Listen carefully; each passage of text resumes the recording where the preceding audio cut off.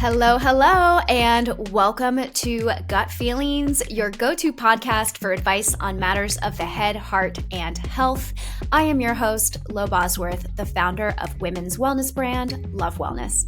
You can find us at Walmart in digestive health, Target in natural beauty and women's OTC, Ulta in bath on Amazon, and of course at lovewellness.com. On this show, we answer your head, heart, and health advice questions like your best friend would. We're all about building an open community here. So if you have a particularly tough or awkward question for us, that's okay, ask away. As you may know, tough and awkward is what we do best here at Love Wellness. So with that, let's dive into your questions and today's guest. Everyone on the show today, I am very excited because it is all about gut health, because we have board-certified gastroenterologist and New York Times best-selling author, Dr. Will Bulsiewicz on the show, better known as Dr. B on Instagram. He's also the founder of 38 Terra, and he's a medical advisor for Zoe. So he's coming on the show today, and we got so many gut health questions because gut health is the topic today that I'm just kind of throwing the typical format of head, heart health out the window just to jump right into gut health as a broader topic, because I'm so fascinated by this and I know that you guys are too. So let's just get into the episode. All right, Dr. B, I'm so excited to have you on Gut Feelings today. You cannot imagine how many questions we got for the good doctor. So welcome. Well, thank you for having me. I'm excited to be here. I mean, I have to imagine when the show is titled Gut Feelings and you're talking to a gut health doctor, it kind of sets it up for a lot to discuss, right? Yes, we got a lot of audience questions, and I asked internally at the Love Wellness office on our Slack this morning, like, what gut health questions do you guys have for Dr. B? I got like 15 questions from the team. So before we jump in, just give listeners like your brief background. You're a board-certified gastroenterologist. You have an incredible social media presence. I love following you, and I read that thing about miso a few weeks ago and my mind was blown about miso and radiology or radiation.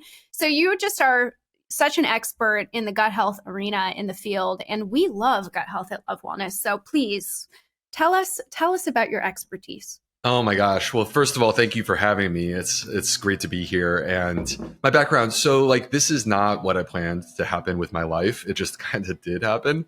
Mm-hmm. My dream was to be a doctor, and I became a gastroenterologist, and I was in practice taking care of patients. But along that journey, something happened to me that completely transformed my life, which is that I became the person who was sick. And I needed help, and I had gut issues, and those gut issues affected my entire body more than just digestion and bloating. I mean, it was far reaching. Same. Exactly. Brain and mood and energy, and there's so much. And so there I was in a dark place. And in that moment, when I needed help and I was the patient, I didn't want what I was actually trained to do at great, amazing institutions that I'm very proud of. Vanderbilt, Georgetown, Northwestern, the University of North Carolina, those are my schools. But I didn't want what I was trained to do. I wanted something more holistic. And what I discovered was that changing my diet completely and radically transformed my health. And when that happened, as a medical doctor who's very passionate about my work, I had no choice. I had to bring this into the clinic, even if the system doesn't support this, no matter what.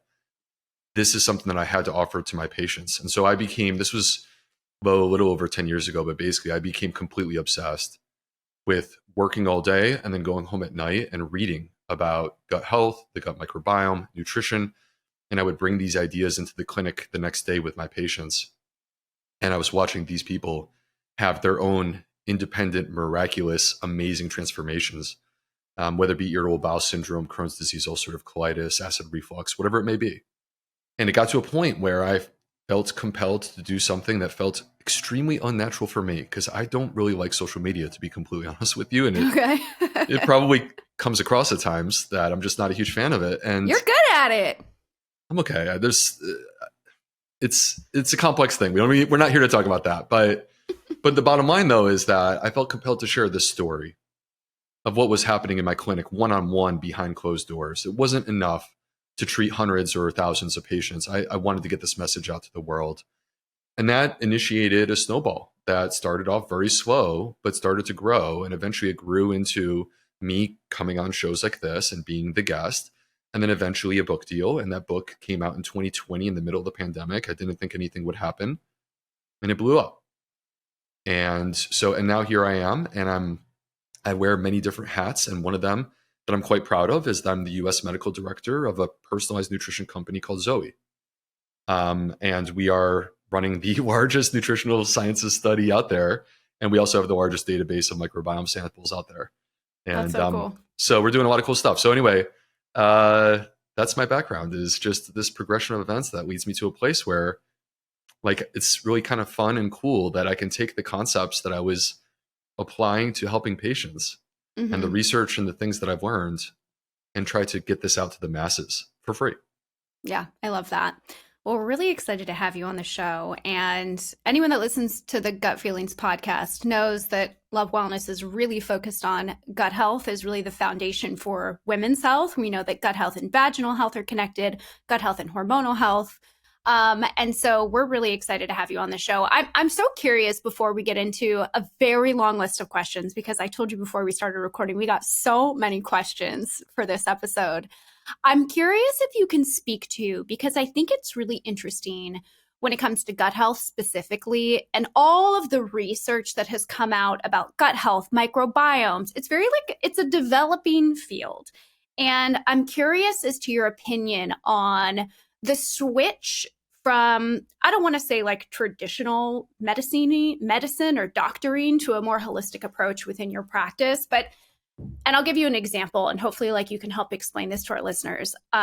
We make great vaginal probiotics. And I was on some university's website yesterday reading about vaginal probiotics, because we're always doing research. And it says, well, it has been suggested that, like, probiotics can help support vaginal health through the gut, but, there's no good evidence of this, and like that stuff frustrates me to no end, because I feel like there is good clinical research out there. There has been good studies about the microbiome done at this point. And there is tremendous amounts of anecdotal information out there that I think is helping to guide patients towards living their best life when it comes to gut health. And so, like, if you just are a typical person learning about gut health and the microbiome and probiotics, like, how should you feel about this subject matter when your doctor maybe is giving you great advice, but then you go on a website and it's like, oh, but there's no research that proves that this to be true? It frustrates me to no end. So I'd like you to address that. Yeah. Well, this is a huge issue that goes far beyond health information or gut health or anything of this variety. I mean, this is really a question of, like, how do you access reliable sources of information in the 21st century? Yeah. And so, I mean, whether it be politics or whatever it may be, it's complicated. It's really hard.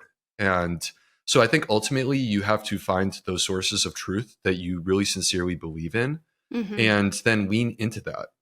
And don't believe everything that you hear on the internet. I think that we're sort of preconditioned in many ways to believe what we hear that's out there. And that's where it can become very confusing for people when you hear, like, diametrically opposed opinions on the exact same topic, and, like, both people are medical doctors. Right. What the heck are you supposed to believe? So, and I don't know. Yeah. And so to me, I don't know that I have like a clear, simple answer. What I do know is that this is why I exist, in a way, because I'm here to have these conversations. And I can tell you from my side, and I hope that this comes across to the listeners, that I authentically care about getting this right. And I may not always get it right. I may be wrong at times, but I'm doing my best to try to relay that information that I really believe to be the truth, without those biases or things that I'm, like, some specific agenda that I'm trying to accomplish. And I think that's to me what the direction that we should be trying to go. But I think that it starts with something that requires effort, which isn't easy. Like, it's easier to just listen. It's harder to take a moment to pause and say, who is my source of truth that I'm actually going to lean into and believe in? And the other thing I want to say real quick to what you just mentioned, Will, is yes, there is science. Yes, I believe in science, and I have published many papers. That being said, there is no one size fits all. And we have to ultimately find what works for us. And even in clinical trials, and I don't want to spend 10 minutes unpacking this concept because it's going to get us away from gut health, which is what we're here to talk about. But even in clinical trials, where you, for example, hypothetically, we pit a plant-based diet against a ketogenic diet. Mm-hmm. Okay. We might declare a winner based upon the clinical trial, but the idea there is what works better on a population level. Sure. That doesn't speak to what works on the individual level. Yeah. And there are some people who do better. Let's pretend, this is just completely hypothetical. Let's pretend the plant-based diet does better than the ketogenic diet. There's definitely people in that trial who did better on a ketogenic diet than they did on a plant-based diet. And you can't tell them that they should go and force the plant-based diet when they did better on the ketogenic diet. So when it comes to these things like supplements, probiotics, diet, we should have something that we're paying attention to that's our measure. So if it's a vaginal probiotic, what is the measure of vaginal health that you can notice a difference? Because when it comes to gut health, if you're taking a gut health supplement or like probiotic, for example, if you notice a change in your bowel movements and they become more healthy, what are we going to argue What here? more evidence do you need? Yeah, you've just demonstrated that's the outcome. Yeah, just because Harvard hasn't published a clinical study of it doesn't necessarily mean that what you are doing for yourself is not benefiting you if you are directly experiencing the benefits of said thing, like increasing fiber. Yeah, 110%. And the other thing too, Lo, is that you have to understand that supplements, there's no supplements that have phase 3 clinical trials in the way that the big pharmaceutical companies will do for their drugs because they have to. All right. Yeah, well, also because it's completely cost prohibitive for, consumer facing companies to do clinical research at that level, right? It's so expensive. I don't think no one has people the money to do understand. that.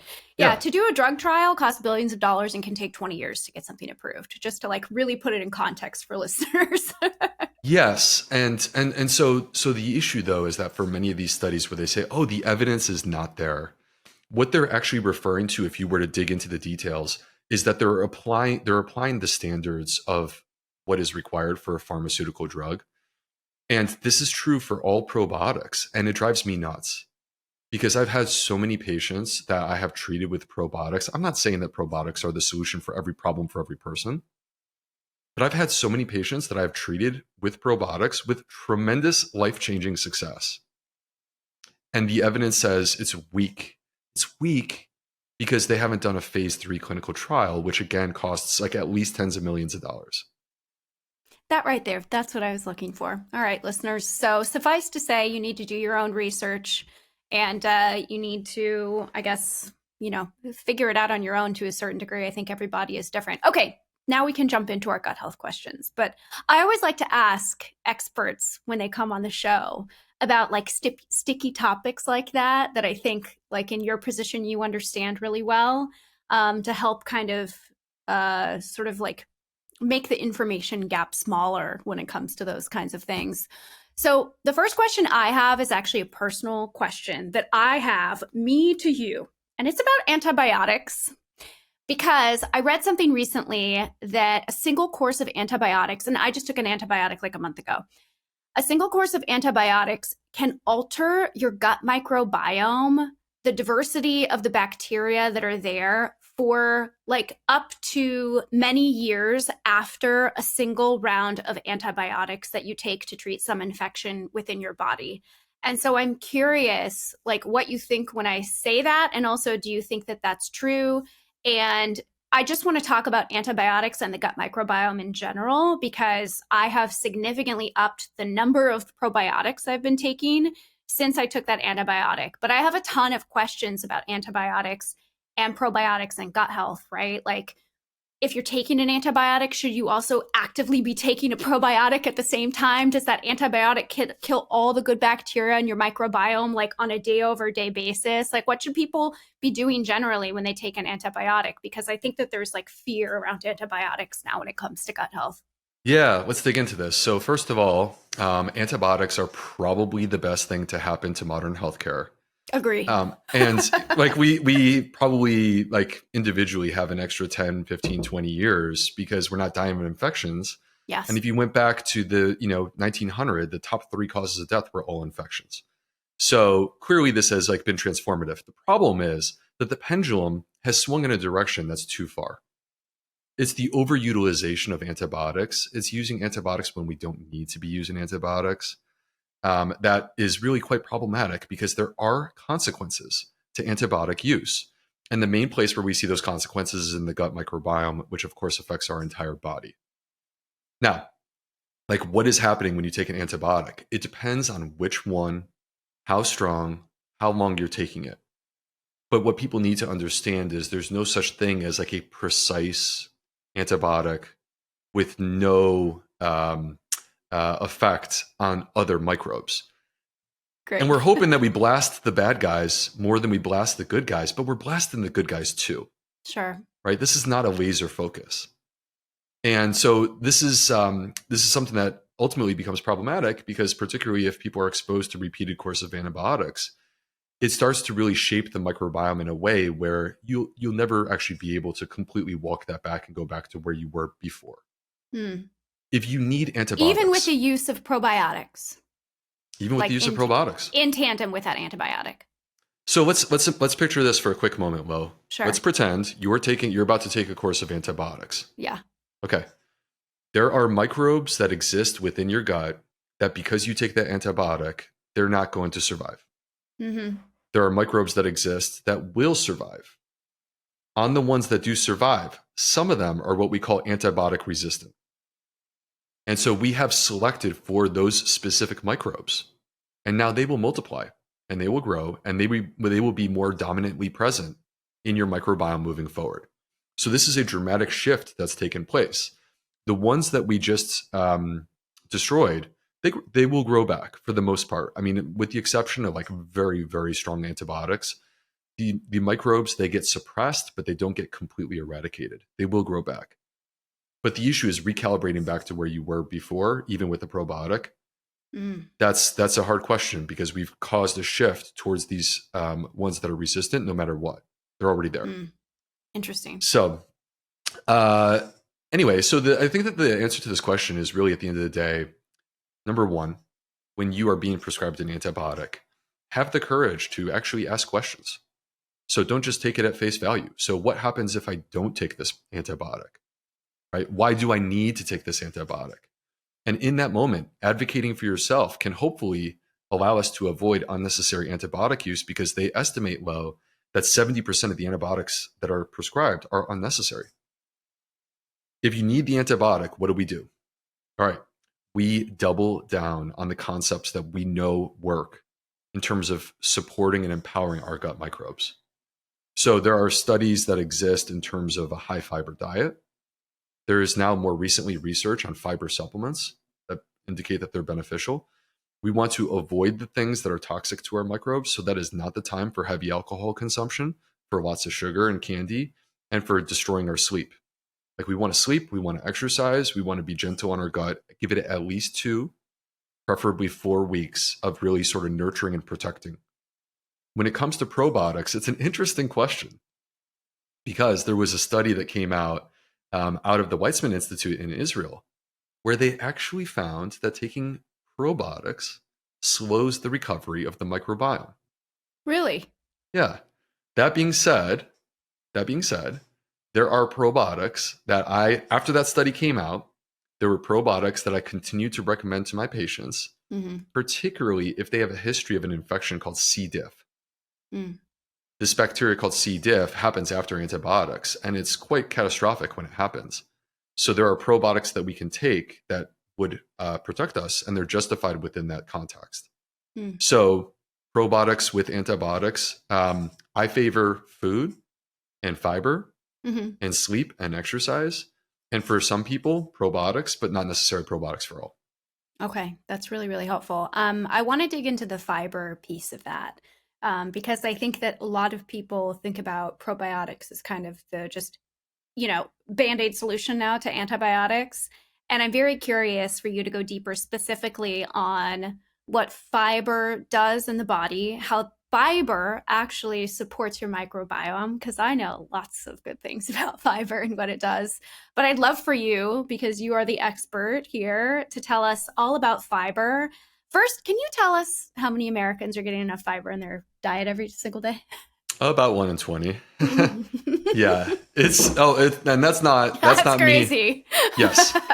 Doctor, are you getting enough fiber in your diet every single day? I mean, I think I'm getting enough fiber, but I wasn't for 80% of my life up to where I am today. I was not. I was eating mostly a junk food diet. So I'm certainly not here to judge. Me neither. But yeah. Yeah, the statistics, like the 5%, one in 20 people, that's not being over the top. That's actually the accurate statistic. And that's wild to me. It's quite disturbing. So the average woman in the United States is getting about 15 grams of fiber per day. She should be getting at least 25 grams of fiber per day, at least. The average man in the United States is slightly north of where women are, 18 grams, but men, we also consume more calories on average because most men are a little bit larger. And we should be getting 38 grams of fiber. So we're even more fiber deficient than women are. Wow. So we're not gals in a are good doing place. better than the boys. All the time. All the time. But that's an entire conversation. But nonetheless, the issue is we're way deficient in fiber. And this is problematic when we're talking about supporting our gut microbes because fiber has been mispackaged, misrepresented, and frankly needs like a new PR agent. Agree completely. Like everyone thinks fiber is so boring. They think it's like this orange drink that grandmas have so they can poop. We need to redefine this. Fiber is sexy and really exciting because of this new science that has emerged just in the last 10 years, showing us that when we consume fiber, by the way, fiber, you can get it in a supplement. You can also get it in your diet by eating more plants. So all plant foods contain fiber: fruits, vegetables, whole grains, seeds, nuts, and legumes. The thing about fiber is like most of us believe, I mean, I even believe this after medical school. Fiber is just like this thing that sweeps through us and comes out the other end as a bowel movement. Yes, there is some truth to this, but actually there's this aspect to it that's really cool, which is that fiber gets down to our colon because we as humans don't have the ability to process and digest fiber. We lack the enzymes. But our microbiome has these enzymes. Like literally tens of thousands of special enzymes that they have for the purpose of unlocking nutrition that exists in fiber. So when the fiber enters into the colon where these microbes live, they get into a feeding frenzy and they basically unpack the fiber and it stops being fiber. It's like this magical thing. And it transforms into this thing called short chain fatty acids: butyrate, acetate, and propionate. And the short chain fatty acids are the most anti-inflammatory thing that I have come across in more than 20 years of studying medicine. Really? That's so interesting. What does that mean? Because I knew that fiber was a food source for bacteria, but like you're blowing my mind right now on like the anti-inflammatory benefits. Please tell us more. Okay, so this butyrate, acetate, propionate, if you dig into the medical literature that's out there, you're going to find a bazillion papers. And every single time you read about this, you have to understand, we're talking about fiber. Boring old fiber is having this amazing benefit where it starts right there in the gut. So if we're talking about the microbes, we want to support the good guys. That's what's happening. You want to suppress the bad guys like E. coli, Salmonella, Shigella. Short chain fatty acids, that's what they do. You want to repair the gut barrier, fix leaky gut. Guess what the best thing is out there to repair the gut barrier and fix leaky gut? Fiber? Short chain fatty acids. Yes. Short chain fatty acids. Okay. That we get from fiber, right? Wow. You want to improve your immune system. Like you want to shape your immune system, make it targeted, make it strong, not make it over the top because over the top is allergic or autoimmune, not make it inadequate because inadequate means other things like infections. We want it to be targeted and strong. Fiber and short chain fatty acids are exactly what allow us to do that. But it's not just these things. It actually spreads throughout our entire body. You want to talk about insulin sensitivity, insulin resistance, blood sugar control. It's the short chain fatty acids that matter. You want to talk about your metabolism, burning fat. It's the short chain fatty acids that matter. You want to talk about feeling full. It's the short chain fatty acids that matter. We want to talk about the new drugs, Ozempic, like GLP-1 agonists. Guess what causes GLP-1 to naturally be released in the body? The short chain fatty acids. This is why fiber is so satiating. It makes you feel full. We want to talk about brain health or the brain blood barrier. So the blood-brain barrier is just like the gut barrier. The BBB. The BBB The BBB is repaired by short chain fatty acids. People who have brain fog. I'm quite convinced the issue is not leaky gut, it's leaky brain. Wow. And we could fix that. So I could go head to toe. We could talk all day. But the bottom line is that if you pick a spot in the body and you ask me, how does fiber work? The answer is short chain fatty acids. And if you want to know what the benefits are, Bo, I feel compelled to share my favorite study of all time. Is that okay? Yeah, please do. Okay. Real quick. So this is a compilation of all of the available data. So there's no bias being pulled into this. They're not just cherry picking the good studies. They're taking all the studies and then asking the question, what are the benefits of consuming more fiber? And here's what they found. People who consume more fiber, they live longer. They're less likely to have a heart attack. They're less likely to die of heart disease. That's, by the way, the #1 killer in the United States.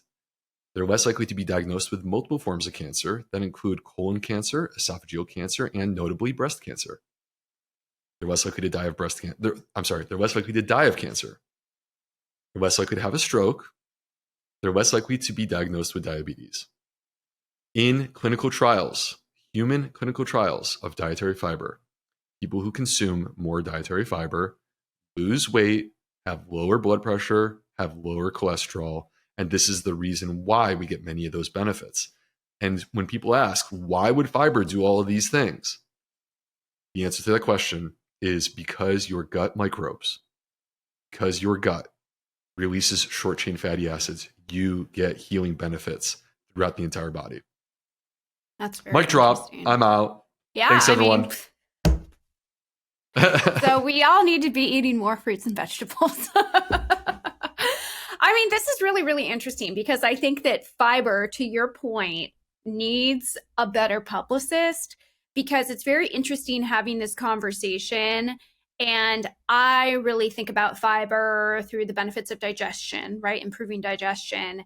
You're over here saying that, fiber really is responsible for, I think, a lot of the benefits that people believe they get from probiotics, but really maybe it's a compilation of both, or fiber is even better at doing these things from an anti-inflammatory perspective throughout the body than like the addition of this good bacteria or, I don't know, dietary changes or whatever. But you're coming in hot on fiber, and I love it. Oh, I'm coming in super hot on fiber. I can't help it. But the thing is, let's think about it this way, just to use a quick analogy. Sure.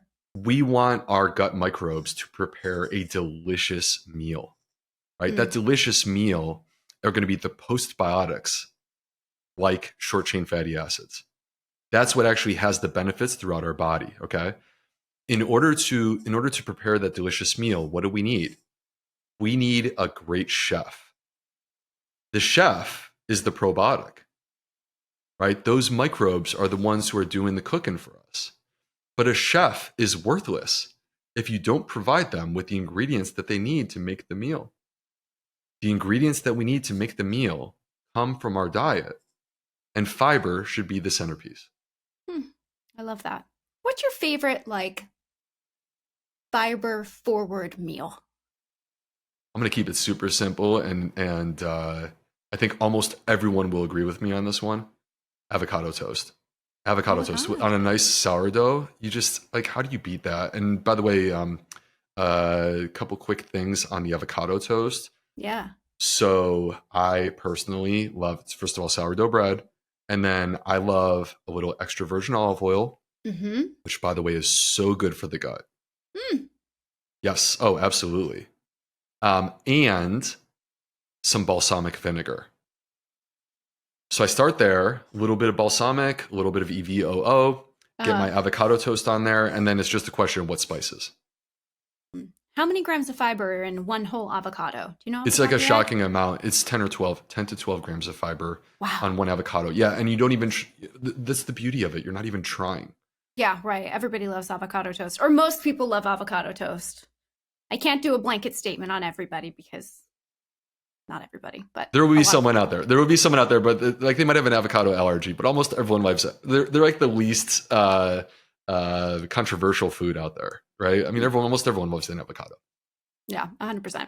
Okay, my next question is about allergies. somebody who wrote into us says that she has suffered from what she thinks is constant allergies, headaches, congestion. She thinks she's allergic to one of her pets. And she is thinking about a doctor who's thinking she may be histamine intolerant.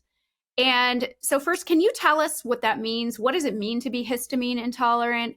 And then she knows that there are some connections between gut health and histamine intolerance. I don't know anything about that. So can you sort of shed some light on that? Because she seems to know more than I know about this, and you are going to know absolutely the most out of the connection between histamine intolerance and gut health. Yes, I'm happy to talk about this. I wrote a book, my second book, the Fiber Fields Cookbook. I'm actually super proud because it had an entire protocol and education around histamine intolerance in there. So it's a topic that I'm trying to shed light on. And actually, I had a podcast episode that I did recently on the Zoe podcast on this topic. So, all right, histamine intolerance versus food allergies are not the same thing. Oh, they're not the same thing. They're not, but they can present the same way. So it can be very confusing to a person. Interesting. Because you might eat a food and you might get a rash, runny nose, a headache, a migraine, rapid heartbeat, lightheadedness, and gut symptoms like bloating. Bloating is actually extremely common. You can get all of those things and think that it's a food allergy, and it's actually histamine intolerance. So it's important for people who are listening, our listeners today, to understand about this possibility. If you've been experienced in these types of systemic type symptoms, like throughout your entire body, and you're trying to piece it together, because the tricky part is that our healthcare system does not make this easy. You go to the GI doctor for your bloating, you go to the neurologist for your migraine, and they're focusing on those individual issues, but who's connecting the dots? Mm-hmm. It has to be you. You have to see that there's this bigger picture. Right. So a food allergy is when our immune system gets activated in response to some sort of protein in our food. And there's specific foods that are classic for food allergies. So fish, shellfish, eggs, dairy, wheat and gluten-containing foods, corn, soy, sesame, peanuts, and tree nuts. Okay. Thank you, Will. So there's a protein in these different proteins in these different foods that are sort of the classic food allergy. Yeah. And Okay. and so the thing about it is that our immune system is like conditioned to respond to things that it considers to be a threat. Sure. When we have an allergy, it's activation of our immune system in response to something that's foreign to our body. This is what makes it an allergy as opposed to autoimmune. So it's something that's foreign to our body, but our immune system gets activated and basically goes on the attack. It feels threatened. It thinks it needs to go out and get it. All right. And so the problem is, like, these are the foods that classically a person will have a food allergy to.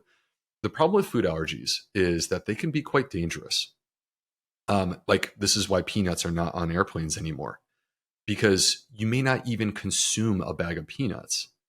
That person who has that super sensitive peanut allergy may literally touch where peanuts were and put their hand to their mouth, and that could trigger an allergy. So it's there's no amount of those proteins that is truly safe for a person that has a food allergy. Any amount will trigger those symptoms, which is different from a food intolerance. A food intolerance is not manifest because of activation of the immune system in response to a protein. Okay. So, and there's different types of food intolerances. This is an entire topic, but histamine intolerance is one of them. You know, another example. Histamine intolerance a food intolerance, or they're not the same thing? It is, because it's triggered by food. So histamine intolerance is triggered by food, which makes it a little bit different. Not to get too crazy with some of the other stuff, but there's things out there like mast cell activation syndrome that are different conditions. They're not the same as histamine intolerance. Okay. But in histamine intolerance, the consumption of food triggers these symptoms. Now, histamine is, first of all, part of our body. I have histamine right now in my body, so do you. And that's perfect and healthy when it's in balance. But for some of us, it can get out of control. And particularly if you have gut issues, if you have a damaged gut, then histamine in your diet can trigger these things. That, again, like just kind of going top to bottom, headache, runny nose, sinus issues, sore throat, cough, rapid heartbeat, lightheadedness, weakness, fatigue, bloating, and other digestive symptoms, skin issues, rashes. Okay, so what are high histamine foods? So histamine actually comes from the microbes. The Histamine food, comes from the microbes. yes, In a food? in a food, because Okay. food has microbes. That makes Mi- sense. Microbes are everywhere. Right? When our food Okay. spoils, there's a life Uh-huh. cycle to our food. So when our food Sure. spoils, it's the microbes that did that. Interesting. Okay. So All right. histamine is not a protein. No, histamine is something that naturally occurs in our body, but it can also be Okay. produced by microbes. So, like the classic thing is fish. All right. This is the classic thing, or fermented foods. Mm-hmm. All fermented foods are high histamine, all of them. Okay. And the reason why is because the microbes are producing histamine. Mm. There's also some high histamine plant foods. So sadly, I mentioned avocado toast. I said everyone loves avocado toast, and you checked me on that appropriately because here Mm-hmm. we are now, less than 5 minutes later, talking about histamine intolerance, and I'm saying avocados actually can cause symptoms for people that have histamine intolerance. Okay. So avocados, tomatoes, spinach, and eggplant are sort of the classics. Okay. And the histamine found in these foods or in our body create that allergy sort of response that we're feeling, right?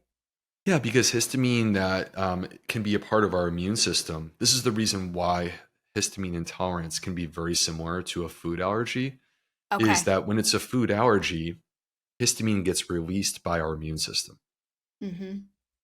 And you get the runny nose and the headache and these different things, or like a rash or hives. In histamine intolerance, it's that your gut is damaged, you have leaky gut, and your diet has what could be normal amounts of histamine, but your body can't handle that. Mm. I And get so it. you have these foods that have fish or fermented food or spinach, eggplant, avocado, tomatoes. You have those foods, and now you start to get that runny nose or headache or bloating and gut symptoms. That's histamine intolerance. And the issue is in the gut. It's not that the food is bad food, it's that the issue is in Right. the gut. Okay, that's interesting. So you may be eating something that for, many years maybe you were fine to eat. You have some gut health episode or incident that has put your gut health in jeopardy, or now your gut wall lining is broken or something. You start eating those foods and then you start reacting to it because are you saying that like normally the gut would be able to contain those histamines and so it wouldn't be like leaking out into the blood or creating some kind of reaction within the body? But because your gut wall lining or that barrier has been, I don't know, affected to some degree, the thing that you normally could eat now is causing you to have some kind of reaction.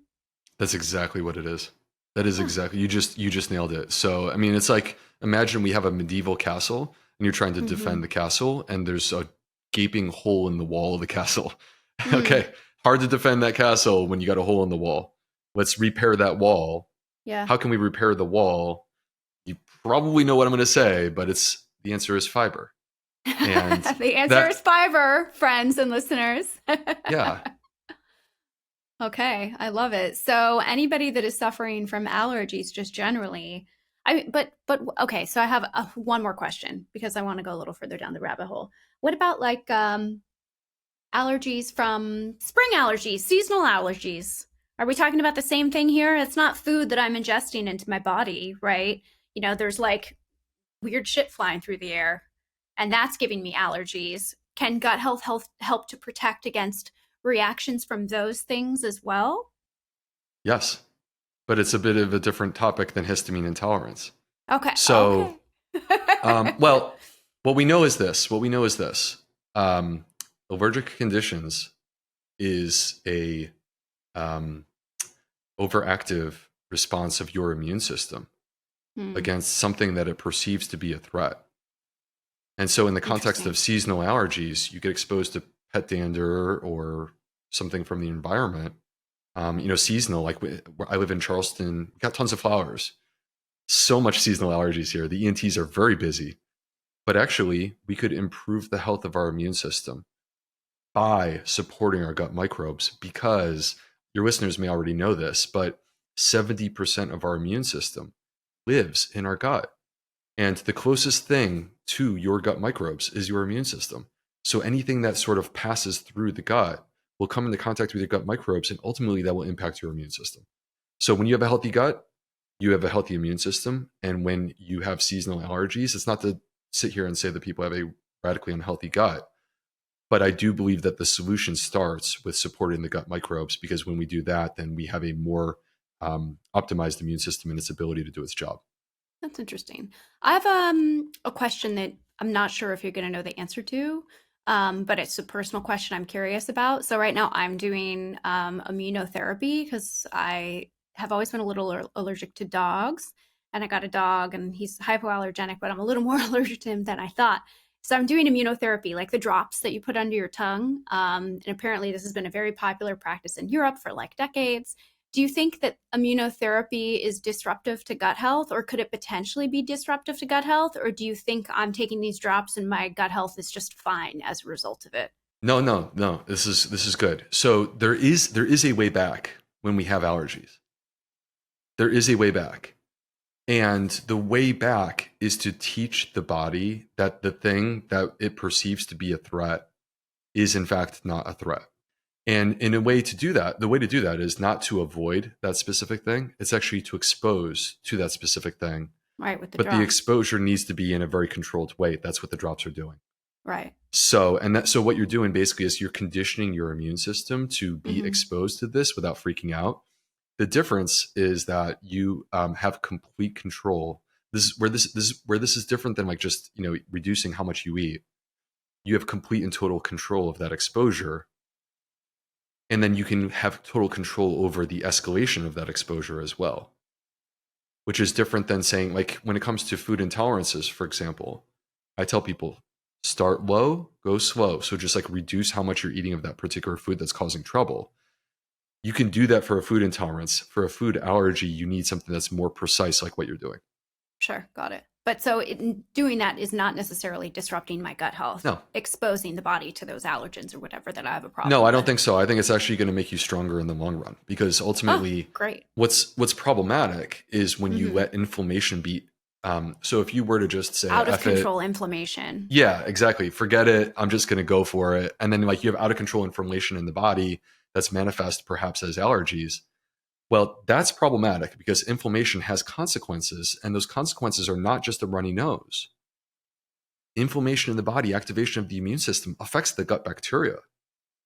This is a two-way street. The gut bacteria are affecting the immune system, and the immune system is affecting them.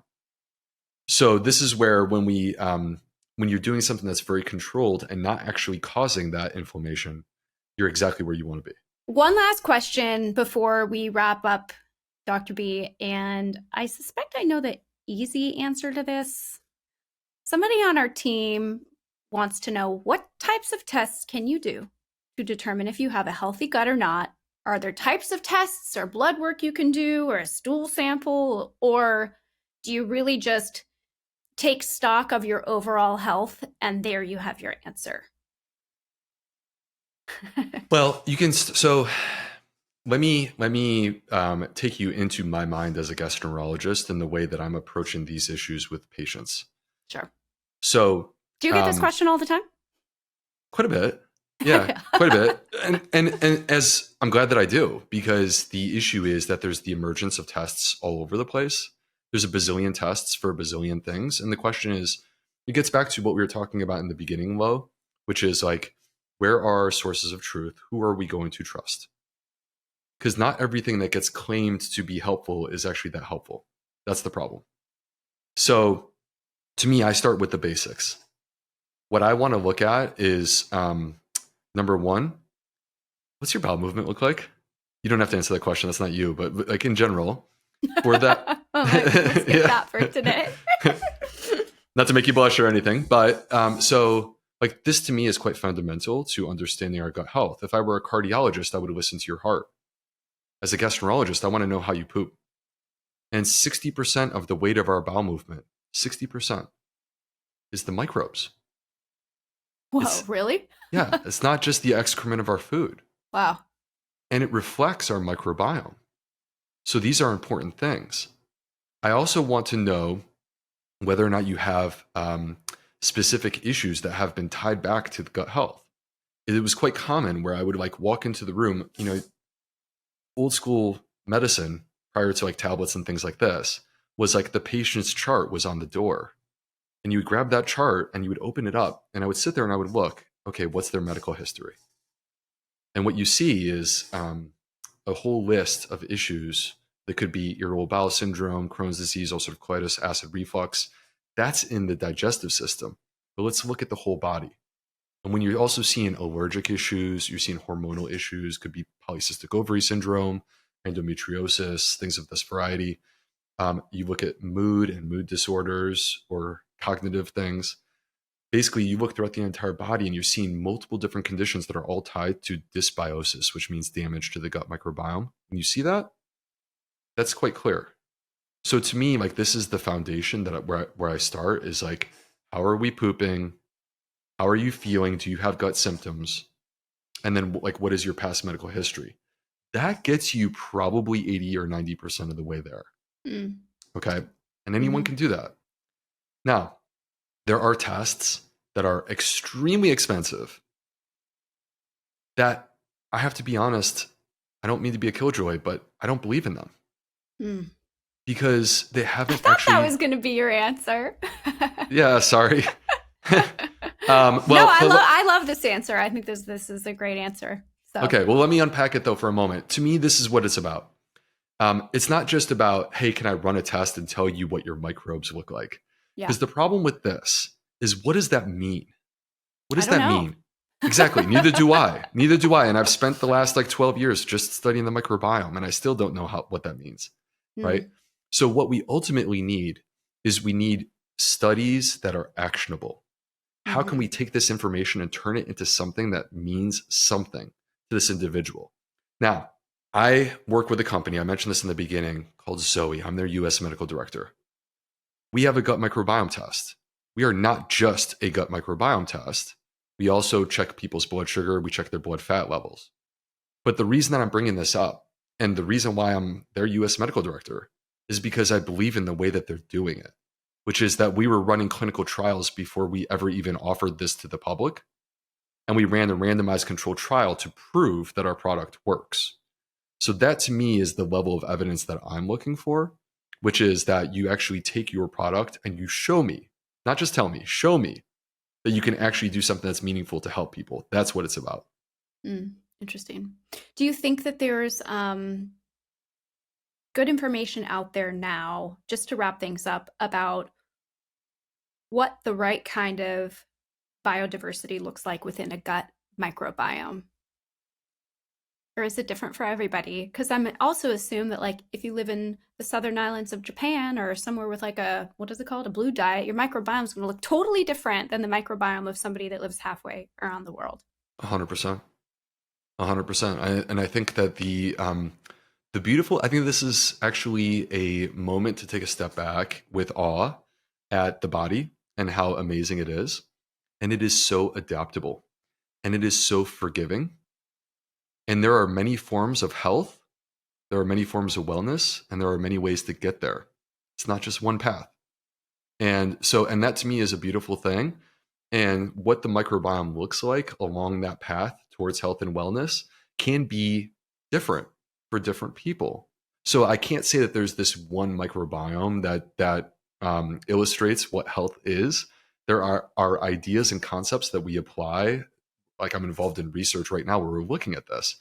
But there's ideas and concepts that we apply to try to understand how the gut microbes can inform the choices that we make and lead us to better health outcomes. But there's not just this one thing that, hey, if you have that specific microbiome pattern, you're winning. That's not the way that it works.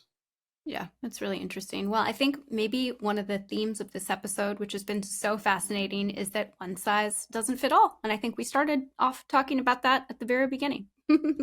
And that's a beautiful thing. What I love about this, Lo, is that no matter what you've been through, let me speak for myself. I spent over 30 years eating a junk food diet. I was the guy among my friends that were like, that dude has the worst diet. The worst. Okay. That was me. And it's amazing to know that your gut microbes will forgive you. And you could start change, and that change could start today. And it's not about perfection. It's about one small step in the right direction. And if you keep taking small steps, it's amazing what you can do with your body. Awesome. I love that. Where can our listeners find you on the internet? Where can they get your book, Fiber Fueled? So Fiber Fueled, Fiber Fueled is my first book, and that's sort of my gut health manifesto for anyone who wants to sort of learn the overview. And then my second book was the Fiber Fueled Cookbook, and that's where I really dig into food intolerances. It's meant to be actually a protocol for food intolerances. So there's histamine intolerance, and then there's also FODMAPs and FODMAP intolerance in there. So those are widely available. You can find them on Amazon. You can find them at Barnes & Noble. You can find them wherever you typically get your books. I'm a big fan of local bookstores because I want them to stay open. So I like to support them when possible. And then you can find me on social media as the Gut Health MD. And for those of you who are interested in learning more about Zoe, you can Google Zoe or go to joinzoe.com. That's our personalized nutrition company. We also have a podcast, Zoe Science and Nutrition, that I'm a regular. Awesome. Great. Well, this was an extremely informative episode. I love the subject matter, and it sounds like everybody needs a gastroenterologist in their life as one of their primary care doctors. So we really appreciate your time, Dr. B. Thank you so much. Thank you, Lo. It was a pleasure. Everyone, what a fascinating episode today. I learned so much about fiber that I didn't know before, understand before, and I'm certainly going to be taking my Sparkle Fiber every single day on a go-forward basis. But thank you to Dr. B for coming on to the show today and getting real with us on so many topics. I also want to thank all of you for listening in and joining me for this episode. If you have any questions for us, email us at gutfeelings@lovewellness.com. You can DM me or Love Wellness, or you can leave your comment on our show's social posts in the comments. If you've liked the show, please don't forget to hit that subscribe button so that you never miss an episode. I'm Lo Bosworth, and I will see you next time on Gut Feelings.